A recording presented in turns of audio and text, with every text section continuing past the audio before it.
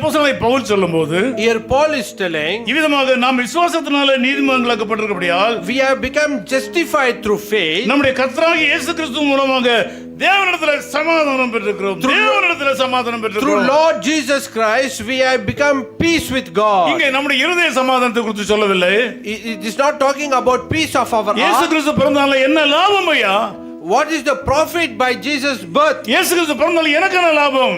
Jesus born, what is profit for செய்தியை me? கேட்கிற சகோதரன் நான் முடிக்க போறேன். My dear friend, one who's listening to this message, இயேசு கிறிஸ்து பிறந்ததனாலே by Jesus' birth, அவர் மூலமாக through him, உங்களுக்கும் பரலோகத்திற்கு பிதாவுக்கும் இடையிலே சமாதானத்தை உண்டு பண்ணினார். for you and between heavenly Father, Jesus created a peace. இயேசு கிறிஸ்துவின் மூலமாக Through Lord Jesus தேவனிடத்தில் Christ, சமாதானம் பெற்றிருக்கிறோம். we have peace with God. நாம் பாவம் செய்ததனாலே, Because of sin, நாம் பாவத்திலே பிறந்ததனாலே, because we born in sin, பாவத்திலே மூழ்கி we இருக்கிறதுனாலே, are deep in the sin, கீழ்ப்படியாமல் வாழ்கிறதுனாலே, we were in disobedience, தேவனுக்கு விருப்பமில்லாத காரியங்களை செய்து we கொண்டிருக்கிறபடினாலே were doing all things which God நாம் don't like. பாவிகளாக இருக்கிறோம். We were sinners. இந்த பாவிகளாக இருக்கிற காரணத்தினாலே Because we were sinners, நமக்கும் தேவனுக்கும் இடையிலே ஒரு தடை இருக்கிறது. there is an hindrance between us and God. பிதாவாகிய தேவனிடத்தை நோக்கி பார்ப்பதற்கு நம்முடைய பாவங்கள் தடையாக இருக்கிறது, அக்கிரமங்கள் தடையாக இருக்கின்றன. Our sin is become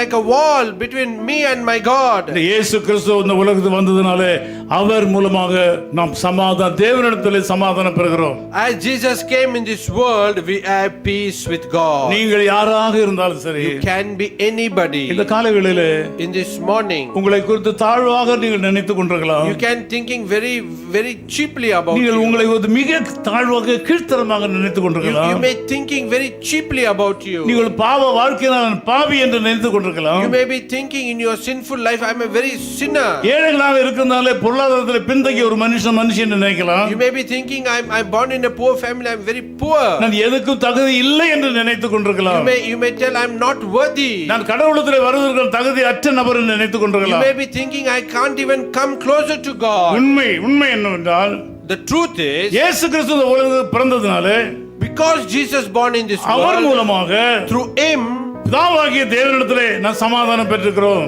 we receive peace with God. அவர் நமக்கு பாலமாக இருக்கிறார். He is our bridge. அவர் நமக்கு அட்வொகேட்டாக He இருக்கிறார். is our advocate. நமக்காக பரிந்து பேசுகிறவராக இருக்கிறார். He is our intercessor. ஆகவே தான் ஜெபம் பண்ணும்போது So only when we pray, இயேசு கிறிஸ்து மூலமாக ஜெபிக்கிறோம் என்று சொல்லுகிறோம். we say in the name of Jesus we pray. ஆகவே இயேசுவை பற்றிக் கொள்ளுங்கள்.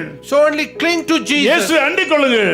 Cling to Jesus. இயேசு கிறிஸ்துவின் பிறப்பினாலே நாம் பரலோகத்தின் தேவனுக்கும் இடையிலே நாம் சமாதானம் பெற்றிருக்கிறோம். Because of birth of Lord Jesus Christ, we have peace